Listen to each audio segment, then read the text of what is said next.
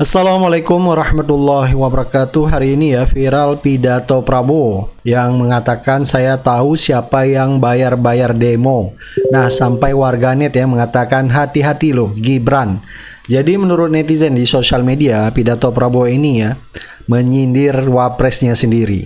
Kita tahu kemarin yaitu BEM dari UBK Universitas Bung Karno mengaku ya dibayar sebesar 20 juta dari oknum kepolisian untuk geser aksi demo di depan Istana Wapres Gibran. Sehingga ini mengundang berbagai asumsi dan spekulasi yang beredar di masyarakat. Bahkan ya, anggota DPR dari fraksi PDIP Perjuangan, Deddy Sitorus yang meminta Gibran untuk mengklarifikasi hal tersebut ya. Jadi apakah benar ya bahwa Gibran melakukan manuver dalam aksi demo kemarin? Sehingga banyak netizen melihat pidato Prabowo hari ini tidak lain adalah menyindir Gibran sendiri. Usai ketemu Wapres Gibran, Ketua BEM FH UBK akui terima 20 juta. Ketua BEM Hukum Universitas Bung Karno Muhammad Abdi yang awalnya sok heroik bertemu Wapres Gibran kini menanggung malu. Sebelumnya Abdi bangga diundang Gibran ke Istana Wapres dan mengklaim demo dengan beberapa tuntutan. Nyatanya itu omong kosong. Dalam dialog terbuka ia mengaku disuap oknum polisi agar batal berdemo di depan Istana Wapres. Publik geger saat netizen membongkar total dana siluman ini diduga menembus 300 juta rupiah. Lebih gilanya Abdi mengaku uang 20 juta yang diterimanya barulah panjar sebesar 20%. Uang tersebut dibagikan ke sejumlah pihak, ketua dan wakil BEM FEB, 2 senior, dan sisanya untuk kebutuhan selama aksi mahasiswa. Akibat pengkhianatan ini, Abdi diduga kuat dikeroyok dan diamuk oleh rekan mahasiswanya sendiri. Apakah idealisme aktivis kini resmi tergadai cicilan aparat? Pasti Bung Karno malu melihat ini. Saya senang ini mahasiswa kritis, ikut mengevaluasi, ikut memberikan saran. Terkait uang itu memang saya terima. Berapa? 20%. Kemana distribusinya? Sebutin orang-orangnya. Saya Hati-hati loh. Saya kasih peringatan mereka-mereka itu. Saya tahu siapa yang bayar-bayar demo, gue tahu itu. Tapi nggak apa dia bayar demo. Ditanya anak-anak demo nggak ngerti. Mau demo apa ya? Kami dibayar 200.000. Kita sudah tahu mereka-mereka itu. Iya kan? Ini karena banyak wartawan pidato harus aku atur gitu ya. Nanti yang dikutip yang apa tuh? Yang agak keras-keras dikit. Kirain didanain asing, kirain didanain Soros, kirain didanain koruptor. Gak taunya didanain Gibran. Saya akan lawan. Tadi itu ya Mas Wapres gitu kan, nggak tahu. BK itu kan terlihat bahwa memang yang menunggangi itu ya Mas Wapres gitu kan, nggak tahu itu arahan dia atau inisiatif anak buahnya. Tapi kalau inisiatif anak buah saya kira aneh, karena mahasiswa itu menurut pengakuan mereka diberikan uang oleh polisi sekitar 20 juta lebih ya, 20 sampai 30 juta untuk kemudian belok arahnya demonya bertemu dengan Wapres secara langsung gitu. Nah, orkestrasi murahan kayak begini kan nggak mungkin dari bawah gitu, tapi dari atas. Nah, saya kira ini pelajaran buat kita semua agar jangan sembarangan menuduh, karena kadang-kadang orang-orang yang sembunyi di belakang itu lebih mudah untuk melakukan manuver-manuver murahan kayak begini. Bang, ini kan namanya kampus itu. Sebagai mantan aktivis mahasiswa, saya sangat prihatin dengan kejadian itu. Tapi ya kita menghargai juga mereka berterus terang mengakui kesalahan dan kemudian meminta maaf supaya hal-hal semacam itu tidak terjadi. Dan saya mendukung sebenarnya kegiatan mahasiswa itu sebagai satu gerakan moral kita support dan kita mendukung kebebasan mereka berekspresi, dan sekaligus juga kita memberikan dukungan yang seluas-luasnya kepada gerakan mahasiswa sebagai satu gerakan hati nurani, ya, yang gerakan moral, tapi juga sekaligus kita berpesan kepada adik-adik mahasiswa supaya tetap menjaga integritas dan perjuangan itu harus murni. Jadi karena itu tetaplah tegar memegang teguh prinsip-prinsip dan jangan mudah kita terpengaruh oleh hal-hal yang seperti itu. Sebenarnya kebebasan berekspresi, menyampaikan pikiran dan pendapat itu dihormati oleh pemerintah, ya. Dan kapanpun mahasiswa itu mau menyampaikan aksi unjuk rasa sepanjang dilakukan secara damai dan menjaga ketertiban masyarakat, ya kapanpun mereka bisa lakukan. Kita nggak bisa menghalang-halangi hal seperti itu, dan kita berharap ya, ke depan pun mahasiswa tentu lebih dewasa dan menjaga ketertiban dalam menyampaikan aspirasi. Di balik pertemuan Wapres Gibran dengan mahasiswa, yang kita kasih jempol adik-adik mahasiswa yang justru mengetok pintu Wapres, tolong terimakan, akhirnya diterima. Mereka kasih masukan secara konstruktif yang merupakan representasi orang-orang terdidik, seperti itu yang benar. Kasih masukan tertulis, dialog sejam lebih dengan Wapres. Wapres mengatakan, oke, kami akan coba, saya akan sampaikan ke Presiden, kami akan bawa di sidang kabinet apa yang kalian sampaikan. Itu baru langkah cerdas dan langkah dialog yang Ada, nggak usah banyak omong. Busung, lu tuh ngasih contoh tuh yang tuh apple begitu, yang mahasiswa beneran gitu kan ya, yang bener-bener murni dia tuh demo gitu. Yang kamu kasih contoh yang ini nih, maksud kamu yang ini, yang terima duit ini. Kamu itu kalau ngomong speaking kamu yang bagus, tapi cuma buat cari pembenaran. Mahasiswa itu ya sudah ngetuk pintu istana, sudah ngetuk pintu DPR, tapi tidak dibukain. Justru malah dijaga aparat, malah dijaga polisi, dijaga TNI lagi, dikasih kawat berduri lagi. Bener-bener kamu tuh ngasih contoh yang nggak apa itu, nggak yang doboli. Contohnya contoh yang dobol gitu loh. Kamu kalau ngomong biar dikira cerdas, ngomongnya keren, ini. Ngomong public speaking bagus, tapi cuma balik cari pembenaran aja. Dobol. Bener nih Mas Wapres. BEM UBK yang ketemu dengan Mas Wapres itu dibayar 300 juta. Waduh, kok bahaya begini ya settingannya. Bener nggak Mas Wapres? Nggak bener ya? Enggak itu nggak benar, itu fitnah. Nggak mungkin lah pemerintah itu membuat skenario, membuat settingan ya.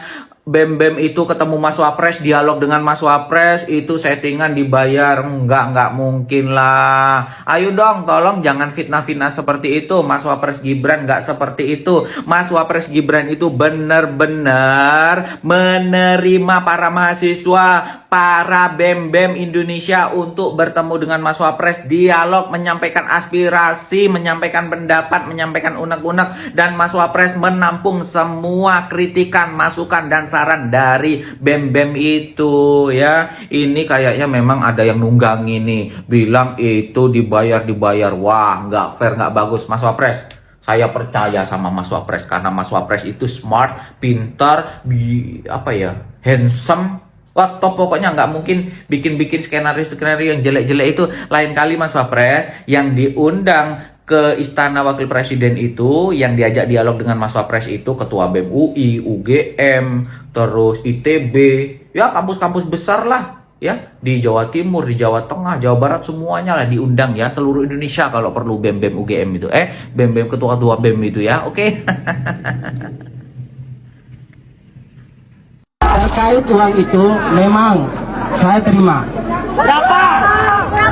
20%. Uang itu dikasih sama mereka pihak kepolisian untuk tidak turun aksi di istana. Yang ngasih itu dari siapa? Pihak kepolisian. Ada namanya, ada itu. Bang Aan namanya. Siapa? Bang Aan dari pihak kepolisian. Kurang tahu lah nama lengkapnya. Jujur gue kesel sama ini anak, tapi gue akui minimal dia punya nyali buat ngaku dan buka mulut. Nah, yang bikin gue lebih kesel justru bukan yang terima duit, tapi orang yang berusaha membeli pengaruh dengan duit. Karena selama ini tuh publik digiring dengan isu antek Soros. Tapi pas keluar pengakuan soal duit kayak gini mau ngomong apa lagi? Makin jelas kan siapa yang main di belakang layar. Makin jelas kan siapa yang berkepentingan menggiring opini dengan duit. Karena ternyata nggak ada tuh antek Soros. Yang ada malah antek Soros. Apa lo? Kita yang hari ini sedang tidur di kamar di kasurnya. Belibet banget kayak gua ngomong lagi panik. Stop dulu. Tenang, aman. Itu kayaknya mahasiswa sebelum ngobrol kepikiran kuncinya masih nyantel di motor. Kita bacain komentarnya nih. Jir, kayak lagi ngunyah Sarimi. Upload ulang Min, edit yang bener. Masa patah-patah gini kualitas videonya. Jadi itu ketua BEM UBK demo terus diterima Gibran ke istana. Ya paling ngebahas pentingnya AI dan coding. Terus katanya dia nerima suap. Ya ada dah yang ngasih suap lah. Emang kejam banget nih rezim nih. Ngadu domba rakyat. Jadi budidaya lele di pedesaan itu begitu. Jadi berani nggak nih periksa aliran dananya, periksa Gibran ke dokter kejiwaan. Atau ya kayak biasa buat jadi bahan tertawaan aja. Ada Gibran, udah bener-bener lu diem gak guna. Pakai udah Harry bad mood. Digangguin mulu. Pantes lah kemarin ngomongnya gagu, lupa baca skrip rupanya. Bapak Wapres jangan sampai ada. Ini anak dan kawan-kawan habis ketemu Gibran, pulang-pulang dikasih 20 juta dan dijanjikan 300 juta. Wah, lumayan juga 300 juta itu kalau dibelikan telur asin, bisulan kita. Terkait uang itu memang saya terima. Berapa? 20%. Kemana distribusinya? Sebutin orang-orangnya. Gaya-gayaan kemarin ngomong kita mau pemerintah jangan tuli. Pemerintah hari ini jangan tuli, itu aja. Kau yang tungkian, goblok. Nah ini buat yang ngasih ya, tolong kalau ngasih orang itu yang berkompetensi sedikit. Jangan model-model manusia kayak gini. Nah, kena kibus Glenn kan, kena kibus Glenn, itulah.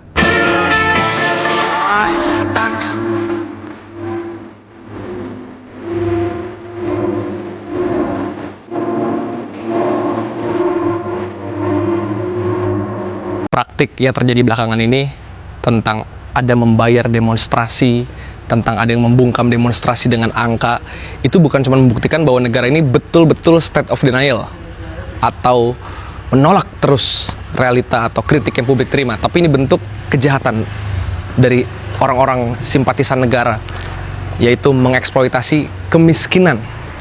Jadi ini lebih parah dibanding mereka itu bebal, keras kepala. Ini udah jahat karena ngeksploitasi kemiskinan. Kita sama-sama tahu lah, demo pro MBG itu siapa juga yang ngira itu beneran ada. Nggak mengerahkan ibu-ibu, anak-anak untuk turun demo pro MBG, jelas-jelas ada uang di sana perputaran. Ini bukan cuman melanggar etika atau berusaha mendelegitimasi demokrasi, tapi ini bahkan melanggar konvensi PBB tentang anak. Tapi giliran ada masa aksi kemarin, pelajar turun, dibilangnya ada yang ngegerakin eksploitasi anak di penjara. Giliran ini enggak. Apa yang terjadi pada UBK dengan tindakan dari Gibran atau polisi sama aja. Membayar mahasiswa untuk ketemu Gibran seakan-akan partisipatif. BEM bersatu misalnya untuk melawan apa yang terjadi pada Tio dan lain sebagainya tuh. Jadi menurut gue, kalau negara memang merasa resah nih, karena kok jadi banyak orang yang mengkritik MBG, mengkritik pengelolaan anggaran, mengkritik aparat masuk sipil. Cara ngebungkamnya bukan dengan bikin tandingan atau dengan cara merepresi air keras, enggak. Tapi dengan bikin kebijakan yang baik. Karena satu-satunya cara membungkam kritik yang paling gratis dan paling tepat adalah perbaiki kebijakan publik. Jadi gue menentang keras segala perilaku ini. Ntar dibalikin, tapi kan demo mahasiswa, demo masyarakat sipil juga bayaran. Yang mana? Ada videonya? Ada pengakuannya? Nggak ada. Silahkan turun langsung wawancara aja minimal lah. Kalau kemarin kan udah jelas tuh yang demo pro MBG, yang UBK, udah ada wawancara, udah ada pengakuannya. Jadi siapa yang selama ini aksi bayaran? Masyarakat sipil? Atau mereka ini pelihara negara? Narasi mahasiswa itu ternyata benar guys. Benar-benar pemerintah yang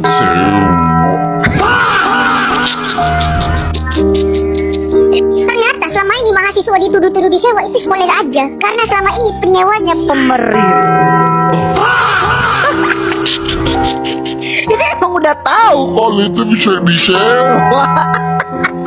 Kok bisa maksudnya gua Gibran seterang-terangan itu kasih uang lewat kepolisian? Maksudnya orang mana yang berbuat salah terang-terangan? Kan mencurigakan. Antara dibentuk sedemikian atau dia ngantuk katanya pas besok. Lah iya ya, kata dia, ngapain gue terang-terangan? Ini mah gue positive thinking aja. Beliau mungkin banyak kerjaan, jadi pas ngelakuin itu tidak didasarkan kesadaran. Mungkin.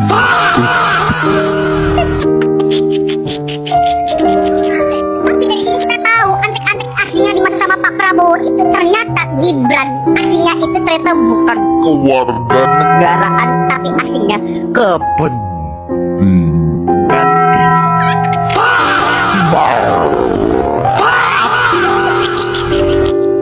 Udah ayo bersama positif kita lebih kritis dalam membaca peta politik dan kita dobrak pikiran Indonesia yang sempit. Mahasiswa bayaran, BEM sewaan, ya ternyata BEM yang diterima oleh Wakil Presiden kita Bapak Gibran itu adalah BEM sewaan yang dibayar oleh polisi. Kita nih 20 juta mana aja? Yang jelas. Dari pihak kepolisian. Siapa? Namanya sebut. Dunia orang ngerti nih orang nih. Aan, itu. Aan. Nama lengkap. Tahu nggak tuh? Nama lengkap. Aan aja.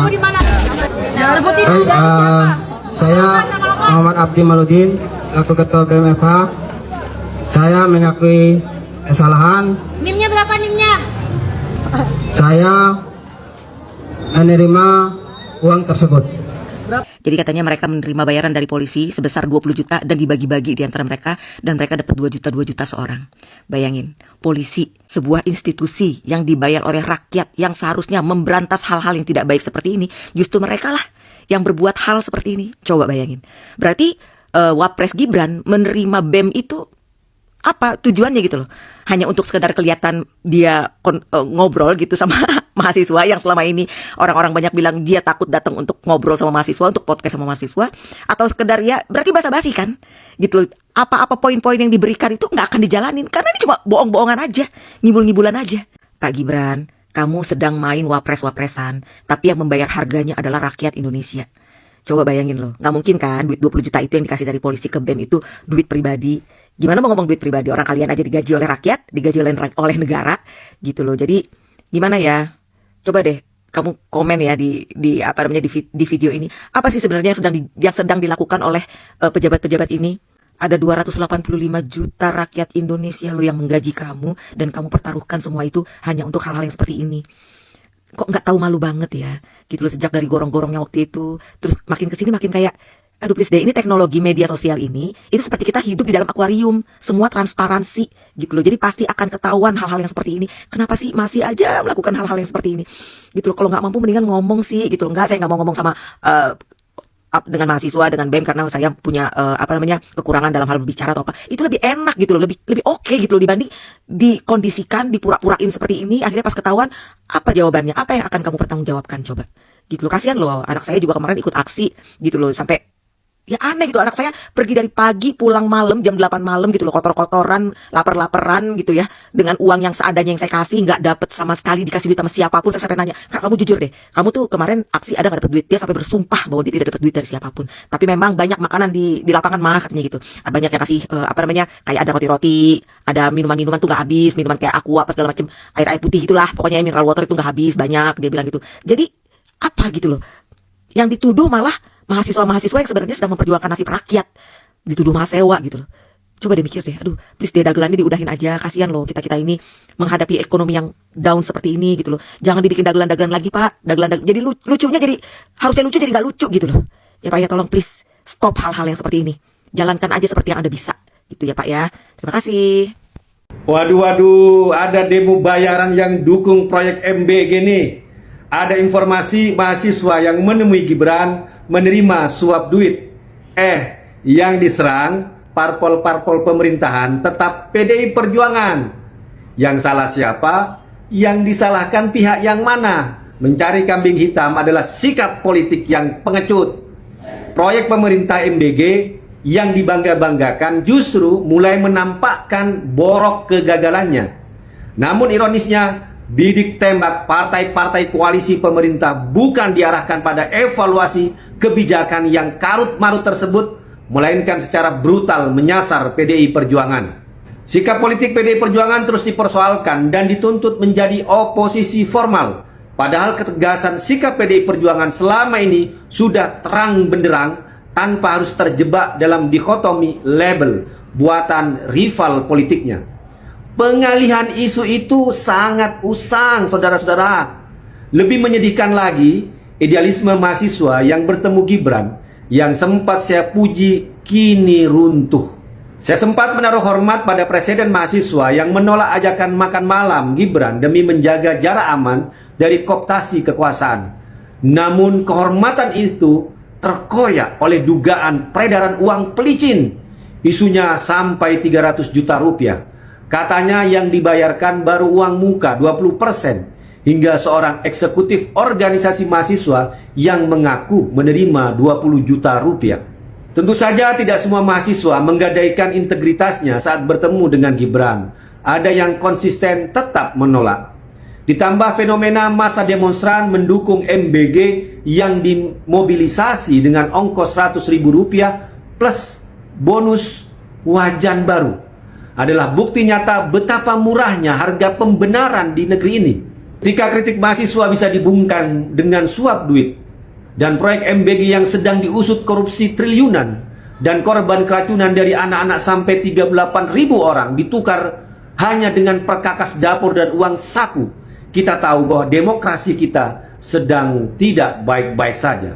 Kekuasaan telah berhasil menjinakkan nalar kritis dengan cara yang paling primitif, menyuap perut yang lapar dan membungkam suara yang vokal.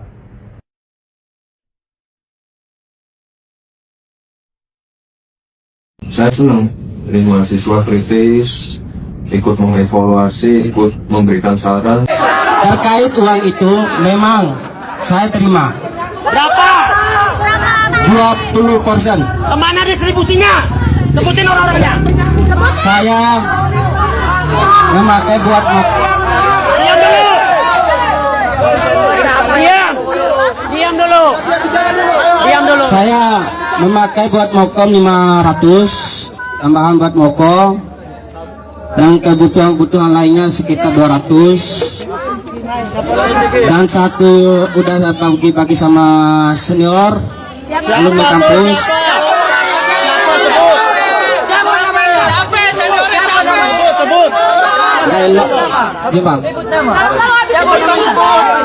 Dan kawan-kawan dari FEB juga. Siapa namanya? Puji sama Raffi. Nah itu sebagai bentuk pemberian itu ya. Nah, jadi 20 tersebut saya membagikan kepada 2 senior. Siapa namanya? Dengan masing-masing 2.500, 2 senior yaitu ya Bang, yaitu Bang Emon sama Bang Safa. Jadi sisanya saya kasih sama ketua BEM FEB Puji 2.000 dan wakil 2 juta gitu. dan wakil ketua FEB juga 2 juta. 2.500.000. Berapa ekonomi? Jelaskan. Berapa ekonomi? Raffi. Raffi wakil ketua saya.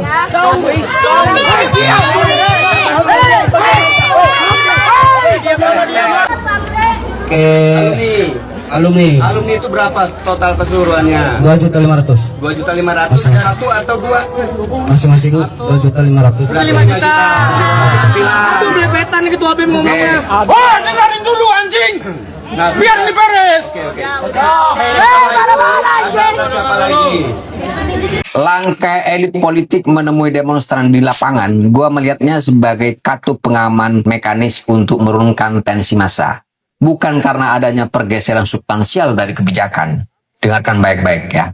Mahasiswa harus bersikap skeptis. Apakah janji atau pernyataan yang disampaikan Wakil Ketua DPR RI kemarin terdengar sebagai komitmen yang mengikat atau sekedar retorika untuk membubarkan massa secara damai agar eskalasi itu tidak berluas? Sejarah mencatat banyak kesepakatan di depan gerbang parlemen menguap begitu saja begitu massa kembali ke kampus. Elit politik kita ini sangat piawai dalam melakukan fragmentasi fokus gerakan. Jika sebagian elemen mahasiswa merasa sudah cukup didengar hanya karena ditemuin secara fisik, maka soliditas gerakan secara keseluruhan bisa melemah. Kelanjutan dari demonstrasi kemarin akan menguji apakah konsensus mahasiswa tetap kokoh atau justru mulai terbelah akibat perbedaan persepsi hasil pertemuan. Ini yang menjadi kekhawatiran ketika mahasiswa masuk ke dalam ruang negosiasi atau menerima kesepakatan sepihak dari seorang tokoh sentralis seperti Wakil DPR RI itu. Gerakan tersebut sedang berada di titik rawan. Pertanyaan nih yang muncul, lalu bagaimana? Apakah mahasiswa lupa dengan tuntutan 17+8 yang menguap begitu saja, dan sang rezim pun kelakuannya sama, nyinyirin rakyat dengan kebijakannya yang tolol itu? Setelah elit kita memberikan pernyataan kemarin, mahasiswa dituntut untuk beralih dari sekedar orasi moral ke pengawalan teknis legal. Jika tuntutan kemarin terkait dengan legislasi atau pembatalan kebijakan tertentu, kelompok mahasiswa harus mampu menagih janji hitam di atas putih tanpa adanya perubahan yang jelas yang dipaksakan oleh mahasiswa kepada DPR atau pemerintah. Momentum kemarin akan hilang dalam hitungan hari. Pertanyaan selanjutnya, lalu apa yang akan dilakukan? Menurut gua, setelah turun dari altar parlemen, gerakan mahasiswa wajib menjaga independensi.